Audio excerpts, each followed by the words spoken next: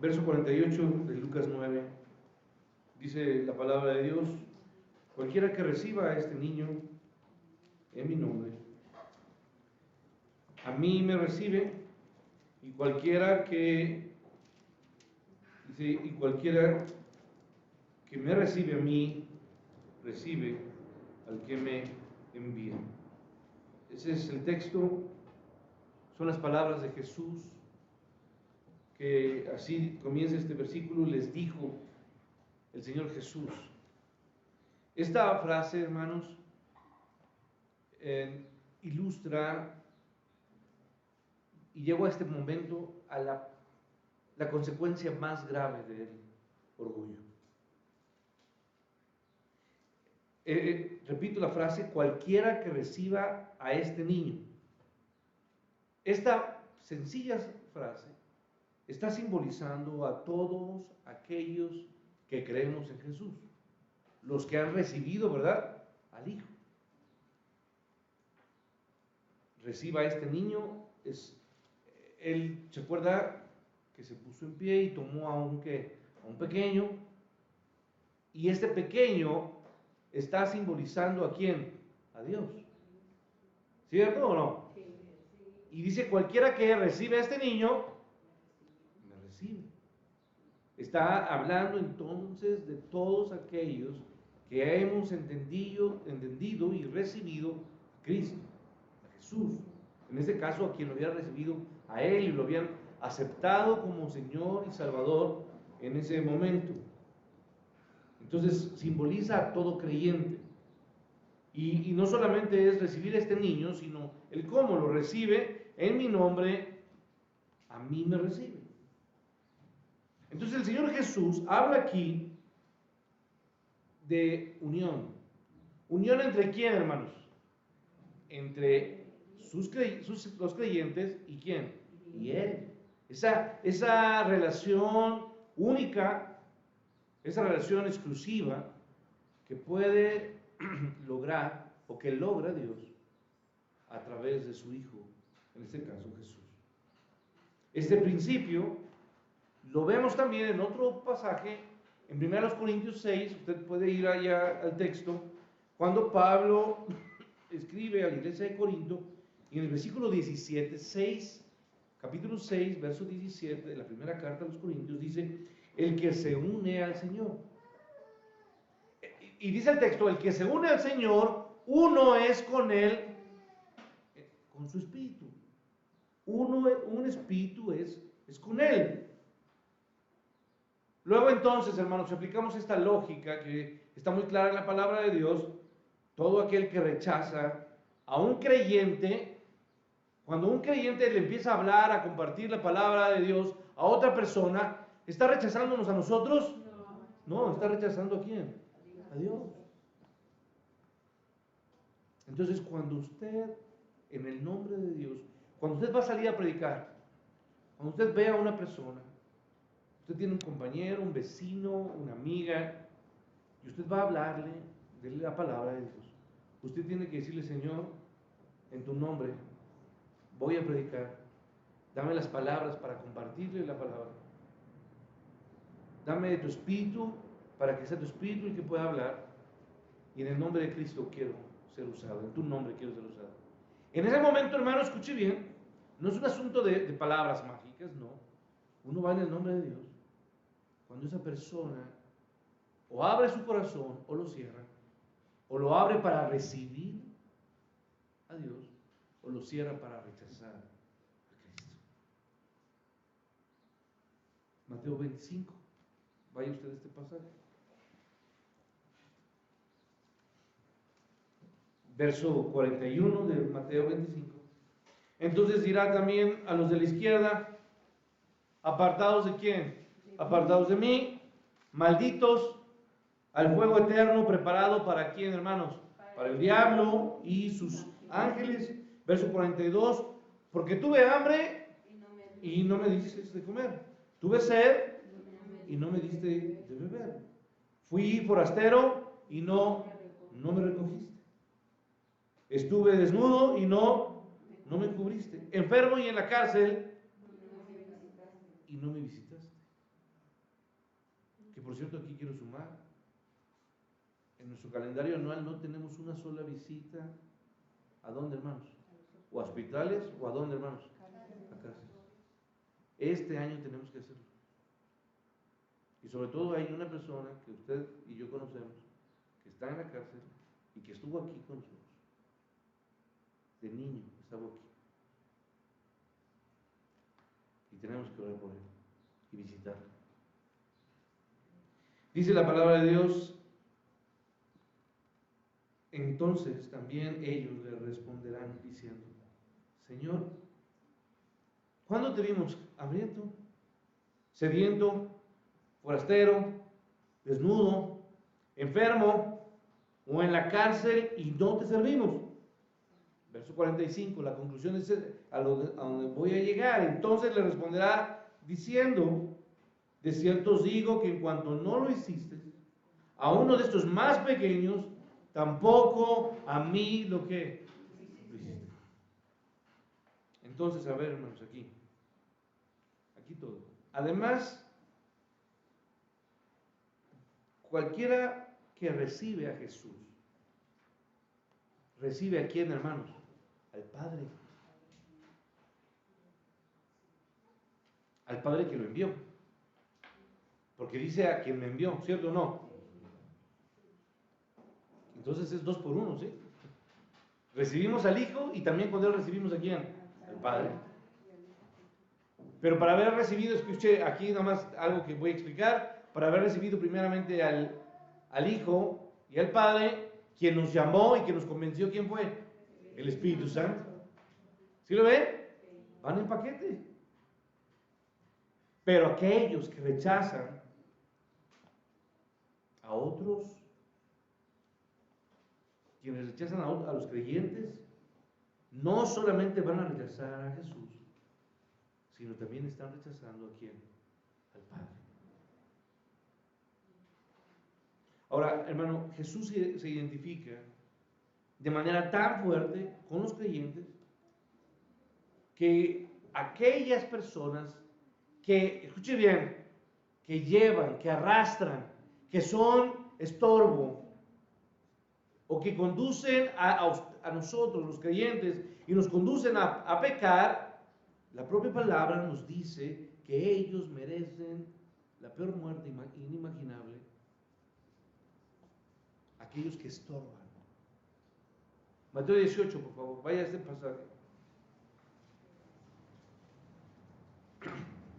Verso 6. ¿Qué dice Mateo 18, 6? Dice la Escritura, cualquiera que haga tropezar a alguno de estos pequeños que creen en mí, mejor le fuera que, ¿qué, hermanos? Que se colgase el cuello una piedra de molino de asno y que se le hundiese en lo profundo del mar. Hermanos, si hay algo de las muertes más feas es o morir quemado o morir como, hermanos, ahogado. Y claro que cuando uno muere ahogado, muere mucho más rápido que cuando es quemado. ¿Sí? Es más rápido. La desesperación es terrible.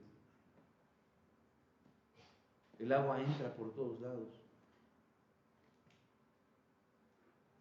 Pero, hermanos, aquí viene el castigo a cualquier persona que estorba, que hace caer, que hace tropezar a alguno de los que han creído en Él. Porque dice el texto, a alguno de estos que creen en quién, en mí, mejor le fuera que se colgase. Esa piedra de molino, hermanos, que no es una piedrita, no. Es una piedra que obviamente es más pesada que el propio peso de un ser humano, por eso lo hace así. Si no, una persona, si fuera una piedra pequeña, podría nadar, ¿me explico? Y sobrevivir, pero no. Entonces, hermanos, aquí, en este mismo pasaje, el versículo 10, usted lo puede seguir ahí, Mateo, les advierte, mirad que no, que hermanos, que no menospreciéis a uno de estos pequeños, porque os digo que sus ángeles en los cielos ven siempre el rostro de mi Padre que está en donde, hermanos, en los cielos. Hermano, ¿es una realidad o no? ¿Hay ángeles que nos cuidan? ¿Sí o no, hermanos? Dios tiene cuidado de sus hijos. Y usted y yo siempre estamos en un Mahanaim. Adelante de nosotros hay ángeles. Atrás de nosotros hay ángeles. Al lado hay que ángeles a nuestra diestra y a nuestra siniestra. Campamento de ángeles. Es donde vivimos. Entonces, hermano, una consecuencia más de las que hemos visto. La primera consecuencia del orgullo. El orgullo divide, destruye la unidad. La segunda consecuencia del orgullo, hermanos, es el orgullo descalifica. ¿Qué hace, hermanos? Empieza a descalificar ¿a quién? A todas las demás personas. Tercera consecuencia del orgullo, el orgullo saca de nosotros los pensamientos más ruines.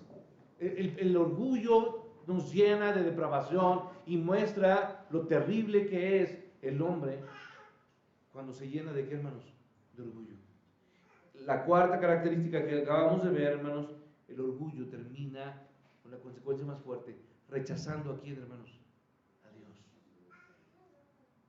Y voy a una consecuencia más. Verso 48 mismo. Porque el que es más pequeño entre todos vosotros, ese es el más que, hermanos, el más grande. Ahora, hermanos, esta consecuencia, esta quinta consecuencia, no es una consecuencia mala, sino más bien el orgullo cambia la realidad. El orgullo impulsa a las personas a exaltarse. ¿Sí o no, hermanos? Cuando una persona se siente orgullosa, está esperando que todo el mundo le quede, hermanos, le diga algo, que las personas puedan darse cuenta de algo y que puedan empezar a hacer halagos o reconocimientos.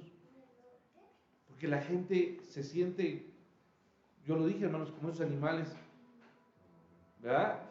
Que todo el mundo quiere que los vean.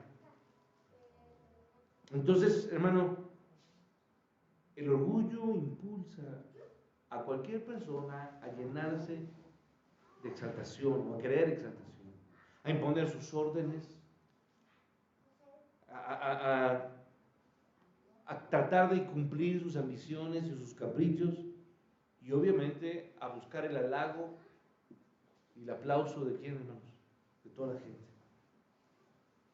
Sin embargo, como piensan las mentes caídas, las mentes sin Cristo, esto es opuesto a la realidad espiritual. Porque ¿qué es lo que el Señor Jesús les dijo a sus apóstoles? ¿Quién es el más grande? Verso 48. El que es más pequeño entre todos, él va a ser el que, hermanos, el más grande. Entonces, hermanos, muy distinto a lo que usted y yo, nosotros empezamos a ver que aquellos que se sienten, que se ven, que tienen más, son los que, los más grandes. Eso es lo que ve una mente caída, ¿sí o no? Una mente sin Dios es lo que ve. Pero una mente en Cristo sabe que el hombre más humilde es el que será más que, hermanos, exaltado. El más grande entre ellos. Ahora, hermano, yo quiero que usted pueda entender esta verdad espiritual. La sabiduría espiritual, que se compara, salud, a la grandeza y a la humildad, es contraria al sentido común. Es lo opuesto al modo que piensa todo el mundo. Todas las personas del mundo secular, o aún las personas religiosas, piensan de esta manera. Pero las personas verdaderamente grandes en el reino de Dios, no son las que se abren paso a empujones. No son las que empiezan a aventar a los demás, no. No son las personas que buscan la honra y el reconocimiento de la gente, sino son aquellos que se humillan y se someten a quién, hermanos, no solamente a Dios, sino que se someten a quién, hermanos, a los demás hermanos. El que deja de ver para sí y comienza a ver para quién, hermanos, para los demás. El que se quita el pan de la boca y se lo da a quién, a alguien con mayor, ¿qué, hermanos? Necesidad. Entonces, esto es algo que debe de cambiar nuestra perspectiva. Filipenses 2, por favor, vamos a Filipenses. La palabra de Dios nos invita a considerar a los demás como mayores a quién, hermanos, a nosotros. Y a cambiar nuestros intereses por los intereses de quién, hermanos, de nosotros. Y a dejar de cuidarnos a nosotros por cuidar a quién, hermanos, a otros. Filipenses 3, por favor, dice versículo 2, nada hagan, ¿por qué, hermano?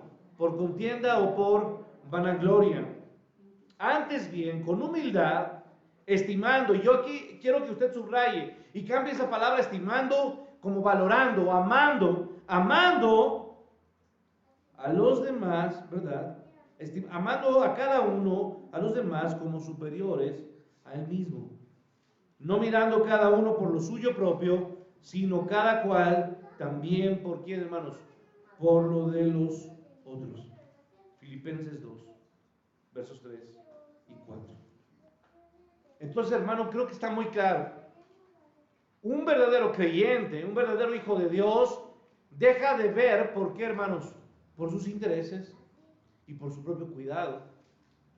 Y se preocupa por quién, hermanos, por los otros. Y los ve como más importantes que él. Pero usted siempre está pensando en arrastrar y jalar todo para quién, hermanos, para usted y para los suyos. Pero la perspectiva bíblica es muy distinta. Un verdadero creyente.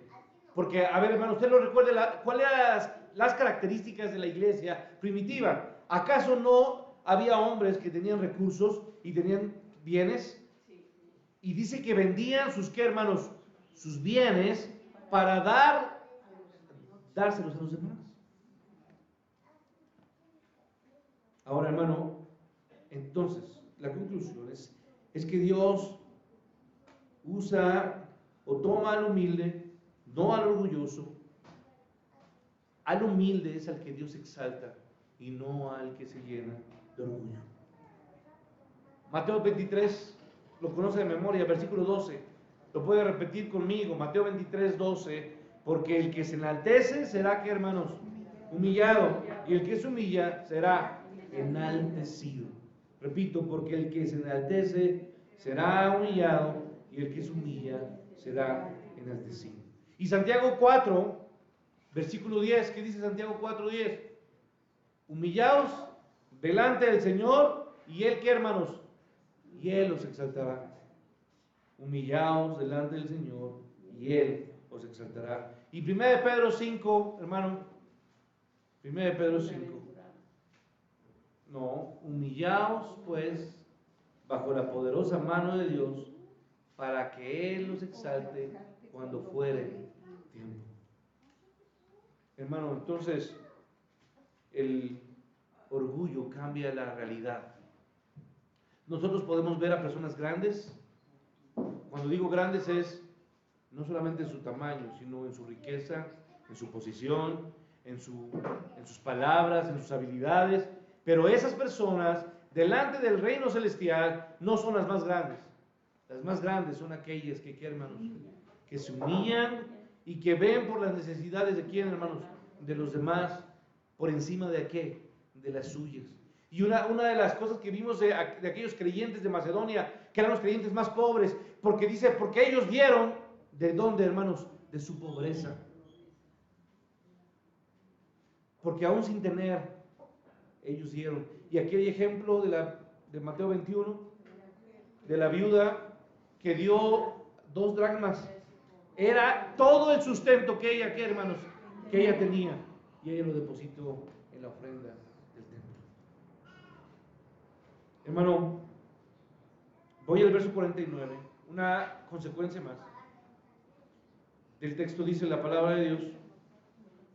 Lo lee conmigo. Entonces respondiendo Juan dijo, Maestro, hemos visto a uno que echaba fuera demonios en tu nombre y se lo prohibimos, porque no sigue con nosotros.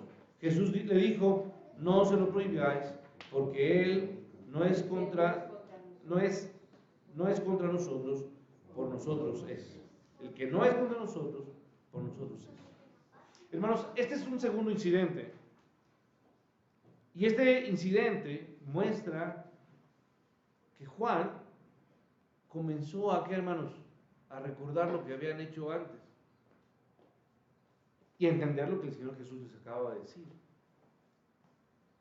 Tomando la advertencia de Jesús, del versículo 48 que acabamos de ver, Juan comenzó a sentir culpa, ¿sí o no? Se sintió culpable. Y Juan entonces empezó a cuestionar su propia conducta y lo que habían hecho como apóstoles del Señor. Y por eso entonces él preguntó, con esa carga de culpa por lo que habían hecho. Y le dice, maestro, hemos visto a uno que echaba fuera demonios en tu nombre y se lo prohibimos porque no sigue con quién, con nosotros. Ahora, hermanos, yo quiero decir que este hecho, narrado aquí en Lucas, no está en Mateo, no está en Marcos y no está en Juan. Por lo tanto, hermanos, yo no tengo ninguna referencia y no hay referencia de saber quién era este hombre. No sabemos quién era. Pero lo que sí sabemos es que no era un charlatán.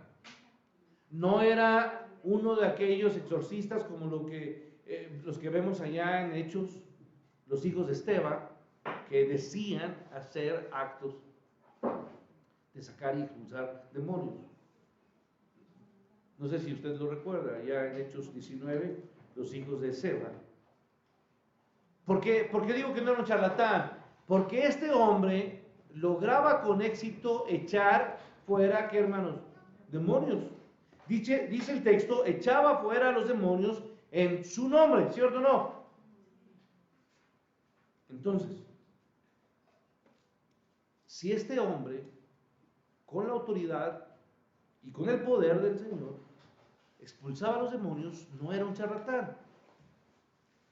Ahora, yo quiero hacer la comparación porque hubo actos o momentos donde las personas actuaban de esa manera y presumían de haber sacado demonios. Mire, me voy rápido a Mateo 7, 21. Si usted me puede seguir, Mateo 7, 21. Y estoy diciendo, no era de esa gente. Fíjese, hermano. A ver, quiero aquí llamar su atención tantito.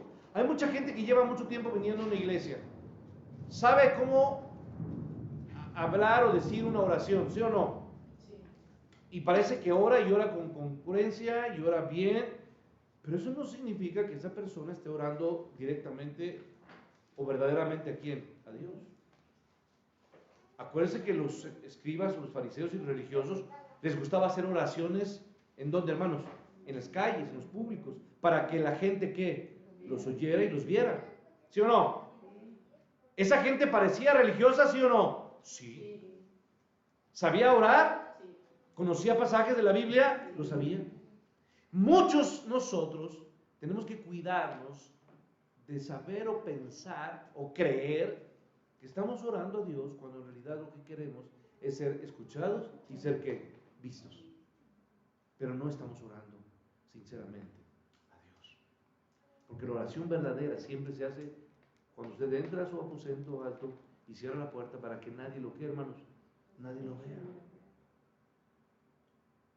No estoy diciendo que no vamos a orar aquí en la iglesia, pero tenga cuidado que cuando usted ora se llene de ¿qué, hermanos?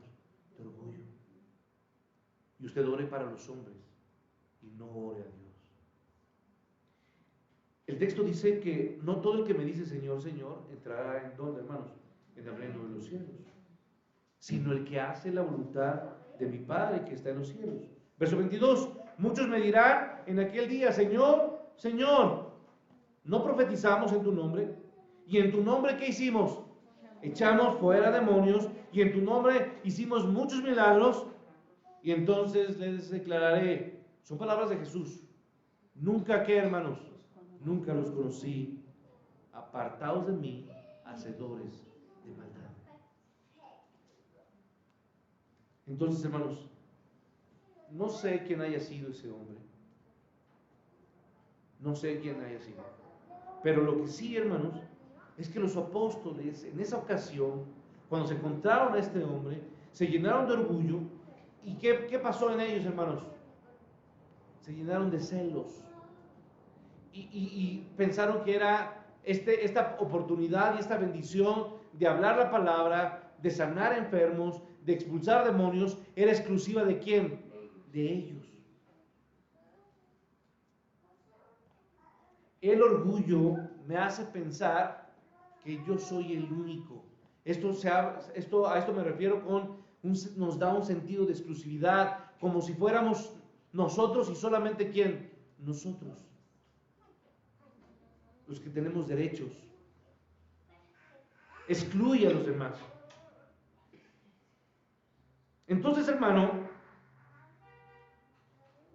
esta actitud celosa, pero un celo enfermo, un celo no grato, no agradable a Dios, nos da un lugar exclusivo, y tanta fue su pensar exclusivo que le impidieron, ¿sí o no? Le prohibieron que lo volviera a hacer o que lo hiciera. Estorbaron su ministerio. Simplemente porque ellos dijeron, no vienes tú con nosotros, por lo tanto no puedes ¿qué? No puedes hacerlo. Ahora, hermano, yo voy a hacer un paréntesis. ¿Por qué Jesús le permitió a aquel hombre hacer lo que estaba haciendo? No lo sé. Yo lo que puedo pensar, hermano, es que quizá este hombre, narrado ahí en Lucas 9, fue uno de los que formó parte de los 70 que se describen en Lucas 10. Se habla de 70 hombres que fueron usados con poder, que sanaron, que expulsaron y que hicieron milagros. En Lucas 10, versículo 17. Pero, hermano, el punto no es descubrir quién era este hombre. El punto, hermanos, es que lo que sucedió en esa ocasión,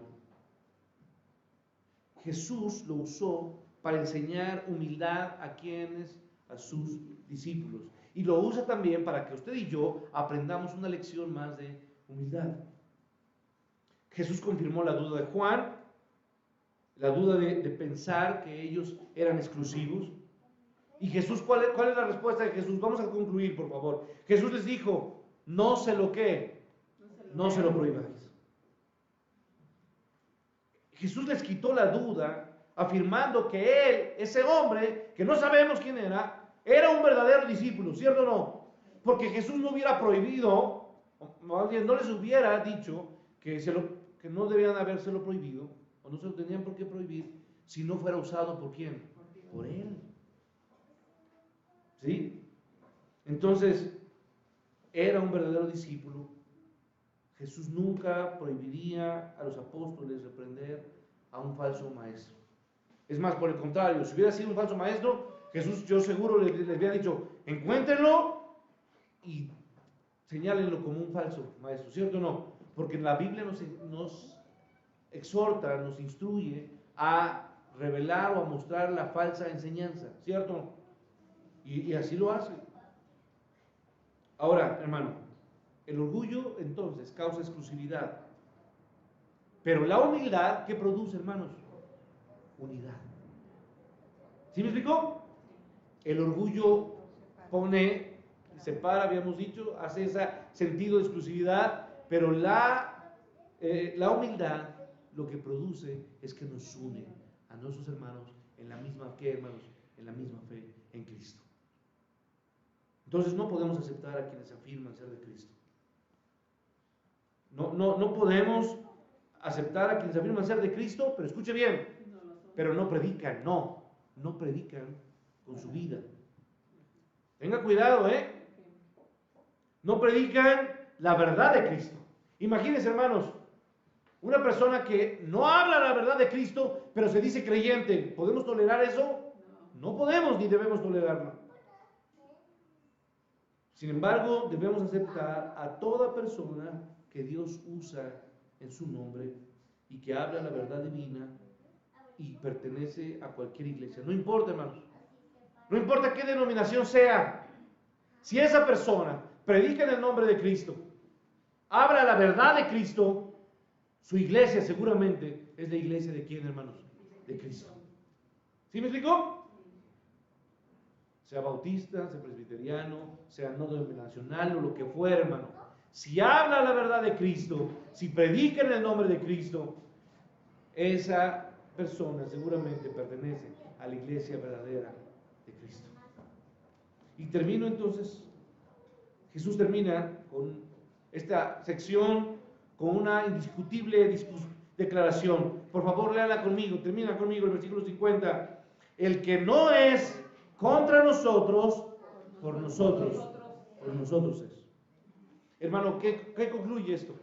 No hay grises en la vida cristiana. Hay blancos y hay negros. ¿Me explico? Bueno, no hablando de razas, ¿verdad?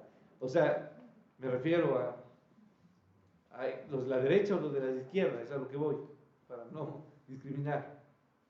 No hay algo medio. O sigues a Cristo o estás en contra de Cristo. O has recibido a Cristo o has rechazado a Cristo y a su Padre. Entonces, no hay término medio. O es la verdad de Dios o simplemente es la falsa doctrina conocida para nosotros como herejía. ¿Cierto o no? Sí. Es un hereje. Todo hombre o está por Cristo o está en contra de Cristo.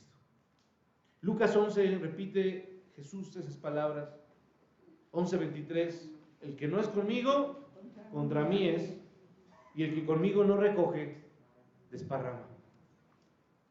Entonces, solo los que enseñan la verdad pueden ser aceptados como seguidores de Jesucristo. Repito, solamente los que enseñan la verdad pueden ser aceptados como seguidores de Jesucristo. Lo voy a repetir, hermano, y tiene que quedarle claro. El orgullo no es una virtud. Cuando alguien le enseña a llenarse de orgullo y a verse, es que cuando tú tienes que amarte a ti mismo, tú tienes que decirte qué bonito eres, qué lindo eres, eso no es nada bíblico. El orgullo no es una virtud. Más bien el orgullo es la fuente, escuche bien, de todo pecado. El orgullo es la fuente, es el origen de todo, ¿qué, hermanos? Pecado.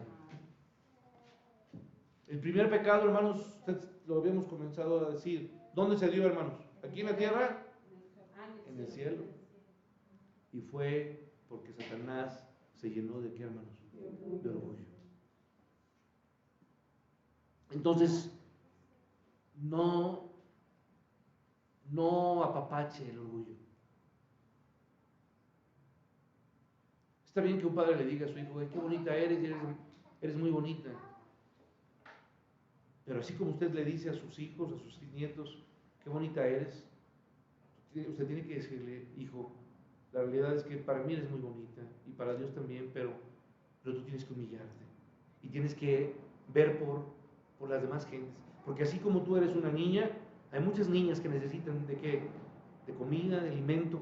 Enséñele a sus hijos que entiendan que no pueden llenarse de orgullo y que nuestras vidas tienen que ser usadas para bendición de quién, hermanos, de otros.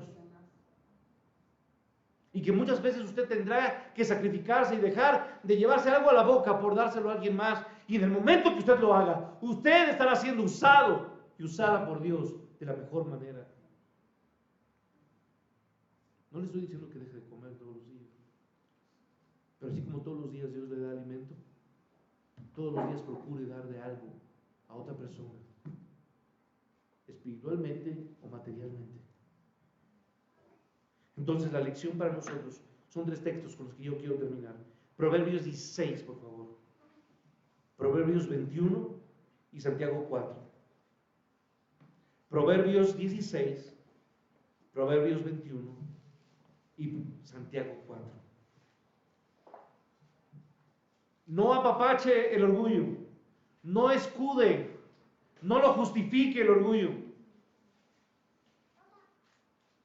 Porque cuando una persona se llena de orgullo, escuche bien, muchos hijos Han humillado a quién, hermanos, a sus padres, porque el padre llenó de orgullo a quién, a su hijo. Y una persona llena de orgullo mata, ofende, humilla, divide, golpea, lastima. Y ¿sabe qué, hermano? Lo hace pensando que lo hace porque lo merecen. Ellos merecían ser tratados así. El orgullo no perdona, no restaura, no abraza. Usted y yo estuvimos leyendo Génesis esta semana, ¿cierto o no? Y uno de los pasajes más hermosos que hay en este libro es: ustedes intentaron acabar con mi vida y destruirme y hacerme mucho mal, pero Dios todo lo cambió para bien. ¿Se acuerda o no? Ustedes quisieron lastimarme, ustedes quisieron acabar conmigo, ustedes quisieron mi mal, pero Dios todo lo cambió para bien. Dice Proverbios 16:5: abominación es a Jehová todo, ¿qué, hermanos? Todo altivo de corazón, ciertamente no quedará impune. Proverbios 21:4: ya que el orgullo de corazón es, ¿qué, hermanos? Es pecado. El orgullo de corazón es pecado. Y finalmente, la promesa más grande que podemos encontrar está en Santiago 4. Una bendita promesa. Dios resiste a quién, hermanos? A los soberbios. O sea, está diciendo, Dios no soporta. Si usted pensaba que Dios acepta a todos, hermanos, ¿esto es verdad? ¿Dios acepta a todos? Claro que no, hermanos. Dios resiste, Dios rechaza a los que, hermanos, a los soberbios. Una persona que en orgullo va a Dios, simplemente Dios lo que, hermanos, lo rechaza. Dios resiste a los soberbios, y termine conmigo, pero da gracia a quienes, hermanos, a los humildes. Tú y solamente tú, Padre, puedes aceptarnos, pero nunca vas a recibir a un hombre lleno, a una mujer llena de orgullo, a un joven que quiere saberlo todo. Solamente al alma que se humilla delante de ti, Padre. Padre, hoy te suplico que nos ayudes a ir hacia ti y a pedirte perdón, porque solamente estamos viendo para nosotros, solamente pensamos en nuestra comida, en nuestro vestido, en nuestro abrigo, y no vemos las necesidades de otros. Líbranos, Señor, del orgullo y ayúdanos a caminar hacia ti en humildad. Perdónanos, Señor, y humíllanos, porque Dios resiste y rechaza a los soberbios, pero da gracia a los humildes.